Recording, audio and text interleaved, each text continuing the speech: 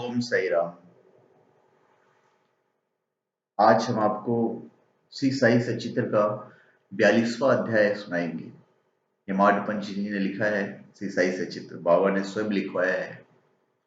और जो कोई भी श्री साई बाबा के 51 अध्याय पढ़ लेता है उसके सारे कष्टों का निवारण हो जाता है, उसकी सारी मनोकामनाएं पूर्ण हो जाती है।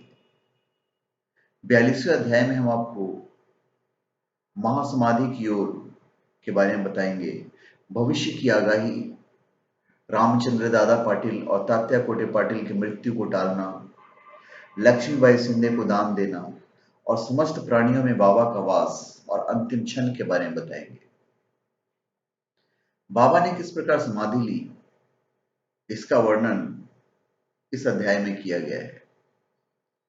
गत अध्यायों की कथाओं से स्पष्ट प्रतीत होता है कि गुरु कृपा की केवल एक किरण ही भवसागर के भय से सदा के लिए मुक्त कर देती है और मोक्ष का पथ सुगम करके दुख को सुख में परिवर्तित कर देती है। यदि सदगुरु के मोह विनाशक पूजनीय चरणों का सदैव स्मरण करते रहोगे तो तुम्हारे समस्त कष्टों का, भव सागर के दुखों का अंत होकर जन्म मृत्यु के चक्र से छुटकारा हो जाएगा। इसलिए जो अपने कल्याणार्थ चिंतित हो उन्हें साई समर्थ के अलौकिक मधुर लीलामृत का पान करना चाहिए। ऐसा करने से उनकी मति शुद्ध हो जाएगी। प्रारंभ में डॉक्टर पंडित का पूजन तथा किस प्रकार उन्होंने बाबा को त्रिपुंड लगाया, इसका उल्लेख हमने किया है। इस प्रसंग का वर्णन 11वें अध्याय में किया जा चुका है, इसलिए यहां उसको दोहराना उचित नहीं है। आपने अभी तक केवल बाबा के जीवन काल की कथाएं सुनी है। 18 सितंबर सन 1918 को बाबा को साधारण सा ज्वर आया। यह ज्वर 2 से 3 दिन तक रहा। इसके उपरांत ही बाबा ने भोजन करना बिल्कुल त्याग दिया। इससे उनका शरीर दिन प्रतिदिन छिन्न एवं दुर्बल होने लगा। 17 दिनों के पश्चात अर्थात 15 अक्टूबर सन 1918 को 2:30 पर उन्होंने अपना शरीर त्याग दिया। यह प्रोफेसर जीजी नार्के की तारीख 5/11/1918 के पत्र के अनुसार है, जो ने दादा साहब खापड़े को लिखा था और साई लीला की पत्रिका 7/8 में प्रकाशित हुआ था। इसके 2 वर्ष पूर्व ही बाबा ने अपने निर्वाण के दिन का संकेत कर दिया था, परंतु उस समय कोई भी नहीं समझ सका था। घटना इस प्रकार है कि विजयादशमी के दिन जब लोग संध्या के समय सीमोल्लंघन से लौट रहे थे तो बाबा सहसा ही क्रोधित हो गए। सिर का जो कपड़ा था, कफनी और लंगोटी निकालकर उन्होंने उसके टुकड़े टुकड़े करके जलती हुई धुनी में फेंक दिए। बाबा के द्वारा आहुति प्राप्त कर धुनी द्विगुणित प्रज्वलित होकर चमकने लगी और उससे भी कहीं अधिक बाबा के मुखमंडल की कांति चमक रही थी। वे पूर्ण दिगंबर खड़े थे और उनकी आंखें अंगारे के समान चमक रही थी। उन्होंने आवेश में आकर उच्च स्वर में कहा कि लोगों यहां आओ, मुझे देखकर पूर्ण निश्चय कर लो कि मैं हिंदू हूं या मुसलमान। सभी भय से कांप रहे थे। किसी को भी उनके समीप जाने का साहस नहीं हो रहा था। कुछ समय बीतने के पश्चात उनके भक्त भागोजी शिंदे, जो महारोग से पीड़ित थे, साहस कर बाबा के समीप गए और उन्होंने किसी प्रकार लंगोटी बांध दिया और उनसे कहा कि बाबा, यह क्या बात है देव, आज दशहरा का त्योहार है। तब उन्होंने जमीन पर सटका पटकते हुए कहा कि यह मेरा सीमोल्लंघन है। लगभग 11 बजे तक उनका क्रोध शांत न हुआ और भक्तों को चावड़ी जुलूस निकलने में संदेह होने लगा। 1 घंटे के पश्चात वे अपनी सहज स्थिति में आए और सदा की भांति पोशाकें पहनकर चावड़ी जुलूस में सम्मिलित हो गए, जिसका वर्णन पूर्व किया जा चुका है। इस घटना द्वारा बाबा ने इंगित किया कि जीवन रेखा पार करने के लिए दशहरा ही उचित समय है, परंतु उस समय किसी को भी उसका असली अर्थ समझ में नहीं आया। बाबा ने और भी अन्य संकेत दिए जो मैं आपको बताने वाला हूं। रामचंद्र दादा पाटिल की मृत्यु को उन्होंने टाल दिया था। कुछ समय पश्चात रामचंद्र पाटिल बहुत बीमार हो गए। उन्हें बहुत कष्ट हो रहा था। सब प्रकार के उपचार किए गए, परंतु कोई लाभ नहीं हुआ और जीवन से हताश होकर वे मृत्यु के अंतिम क्षणों की प्रतीक्षा करने लगे। तब एक दिन मध्य रात्रि के समय बाबा अनायास ही उनके सिरहाने प्रकट हुए। पाटिल उनके चरणों से लिपट कर कहने लगा कि मैंने अपने जीवन की समस्त आशाएं छोड़ दी हैं। अब कृपया कर मुझे इतना तो निश्चित बतला दिए कि मेरे प्राण अब कब निकलेंगे। दया सिंधु बाबा ने कहा कि घबराओ नहीं, तुम्हारी मुंडी वापस ले ली गई है और तुम शीघ्र ही स्वस्थ हो जाओगे। मुझे तो केवल तात्या का भय है कि सन 1918 में विजयादशमी के दिन उसका देहांत हो जाएगा, किंतु यह भेद किसी से प्रकट न करना और न ही उसे बतलाना, अन्यथा वह अधिक भयभीत हो जाएगा। रामचंद्र अपूर्ण स्वस्थ तो हो गए, किंतु वे तात्या के जीवन के लिए निराश हो गए। उन्हें ज्ञात था कि बाबा के शब्द कभी असत्य नहीं निकल सकते और 2 वर्ष के पश्चात ही तात्या इस संसार से विदा हो जाएगा। उन्होंने यह भेद बाला सिंपी के अतिरिक्त किसी से प्रकट नहीं किया। केवल 2 ही व्यक्ति, रामचंद्र दादा और बाला सिंपी, तात्या के जीवन के लिए चिंताग्रस्त और दुखी थे। रामचंद्र ने सैया त्याग दी और चलने फिरने लगे। समय तेजी से व्यतीत होने लगा। शक 1840 का भाद्रपद समाप्त होकर आश्विन मास प्रारंभ ही होने वाला था कि बाबा के वचन पूर्णतः सत्य निकले। तात्या बीमार पड़ गए और उन्हें चारपाई पकड़ ली। उनकी स्थिति इतनी गंभीर हो गई कि अब वे बाबा के दर्शन को भी जाने में असमर्थ हो गए। इधर बाबा भी जोर से पीड़ित थे। तात्या का पूर्ण विश्वास बाबा पर था और बाबा का भगवान श्री हरि पर, जो उनके संरक्षक थे। तात्या की स्थिति अब और अधिक चिंताजनक हो गई। वह हिल-डुल भी न सकता था और सदैव बाबा को ही स्मरण किया करता था। इधर बाबा की भी स्थिति उत्तरोत्तर गंभीर होने लगी। बाबा द्वारा बतलाया हुआ विजयादशमी का दिन भी निकट आ गया। तब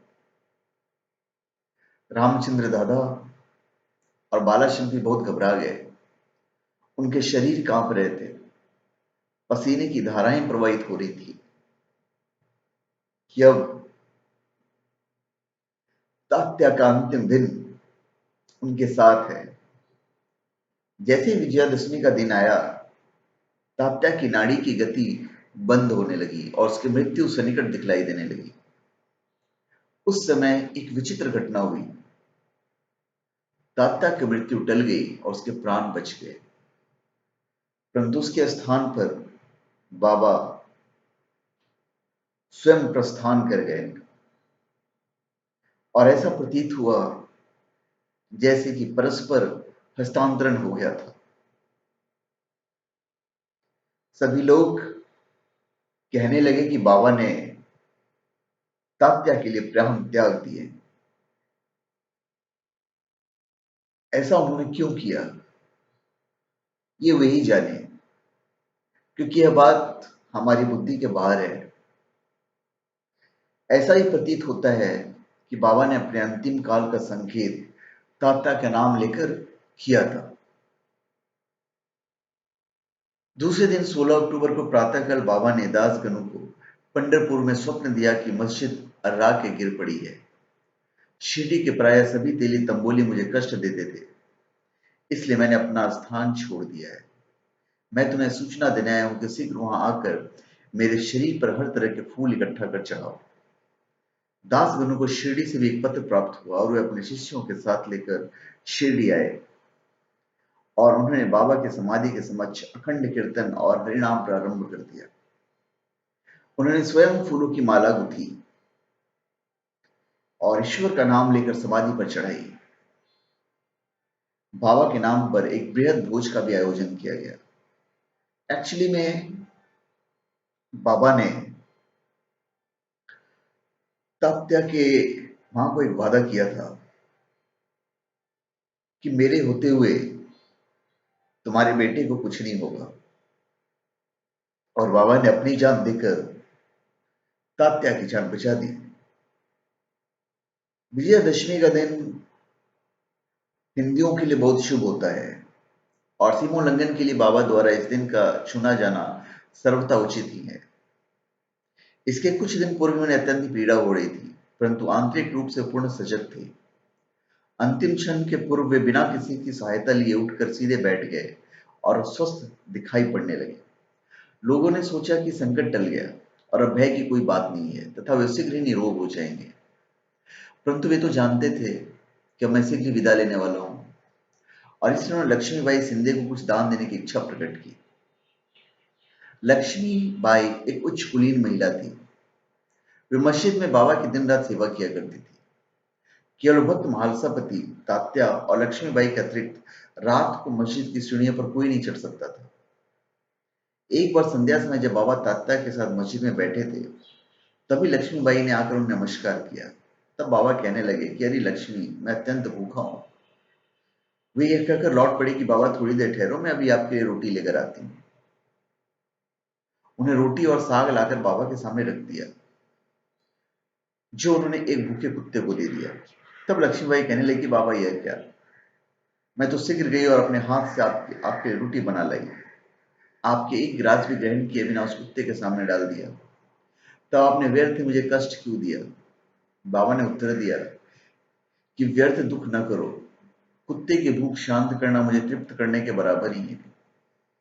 कुत्ते के भी तो आत्माएं, प्राणी भले ही भिन्न भिन्न आकृति प्रकृति के हों, उनमें कोई बोल सकता है और कोई मुख है, परंतु भूख सबकी एक सदृश ही है। इसे तुम सत्य जानो कि जो भूखों को भोजन कराता है वह यथार्थ में मुझे ही भोजन कराता है। यह एक अकाट्य सत्य है। इस साधारण सी घटना के द्वारा बाबा ने एक महान आध्यात्मिक सत्य की शिक्षा प्रदान की कि बिना किसी की भावनाओं को कष्ट पहुंचाए किस प्रकार उसे नित्य व्यवहार में लाया जा सकता है। इसके पश्चात लक्ष्मीबाई ने उन्हें नित्य ही प्रेम और भक्ति पूर्वक दूध, रोटी व अन्य भोजन देने लगी, जिसे वे स्वीकार कर बड़े चाव से खाते थे। वे उसमें से कुछ खाकर शेष लक्ष्मीबाई के द्वारा ही राधा कृष्ण माई के पास भेज दिया करते थे। इस उचिष्ट अन्न को वे प्रसाद स्वरूप समझकर प्रेम पूर्वक पाती थी। इस रोटी की कथा को असंबद्ध नहीं समझना चाहिए। इससे सिद्ध होता है कि सभी प्राणियों में बाबा का निवास है, जो सर्वव्यापी, जन्म मृत्यु से परे और अमर है। बाबा ने लक्ष्मी भाई की सेवाओं को सदैव स्मरण रखा। बाबा उनको कैसे भूल सकते थे? देह त्याग के बिल्कुल पूर्व बाबा ने अपनी जेब में हाथ डाला और पहले उन्होंने लक्ष्मी को 5 रुपए और बाद में 4 रुपए, इस प्रकार कुल 9 रुपए दिए। यह 9 की संख्या इस 12वें अध्याय में वर्णित है कि नव विद्या भक्ति के घोतक हैं, अथवा यह सीमोल्लंघन के समय दी जाने वाली दक्षिणा भी हो सकती है। लक्ष्मीबाई एक सुसंपन्न महिला थी, अतएव उन्हें रुपये की कोई आवश्यकता नहीं थी। इस कारण संभव है कि बाबा ने उनका ध्यान प्रमुख रूप से श्रीमद् भागवत के स्कंद 11 अध्याय 10 के श्लोक संख्या 6 की ओर आकर्षित किया है, जिसमें उत्कृष्ट कोटि के भक्त के 9 लक्षणों का वर्णन है, जिसमें से 5 और बाद में 4 लक्षणों का क्रमशः प्रथम और द्वितीय चरणों में उल्लेख है।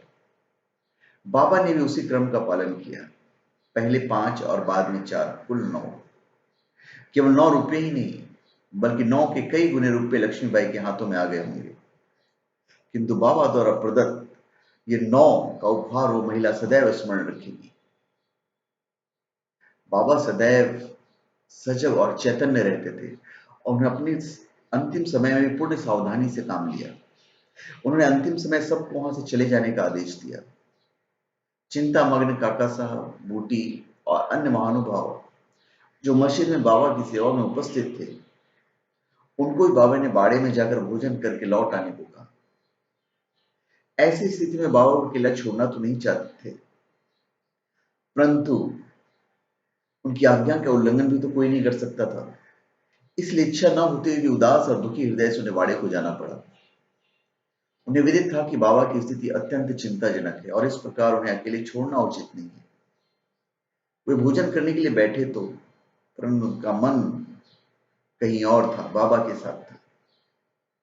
अभी भोजन समाप्त भी नहीं हो पाया था कि बाबा के नश्वर शरीर त्यागने का समाचार उनके पास पहुंचा और वे अदपेट ही अपनी थाली छोड़कर मस्जिद की ओर भागे और जाकर देखा कि बाबा सदा के लिए बयाजी आपा पोते की गोद में अंतिम विश्राम कर रहे हैं। न वे नीचे लुढ़के और न ही सया पर ही लेटे, अपने ही आसन पर शांतिपूर्वक बैठे हुए और अपने हाथों से दान देते हुए उन्होंने मानव शरीर त्याग दिया। संत स्वयं ही देह धारण करते और कोई निश्चित ध्येय लेकर इस संसार में प्रकट होते हैं और जब ध्येय पूर्ण हो जाता है तो वे जिस सरलता और आकस्मिकता के साथ प्रकट होते हैं उसी प्रकार लुप्त भी हो जाया करते हैं। तो धन्यवाद। आप हमारे चैनल पे सब्सक्राइब करें और अपने कमेंट दीजिए। धन्यवाद।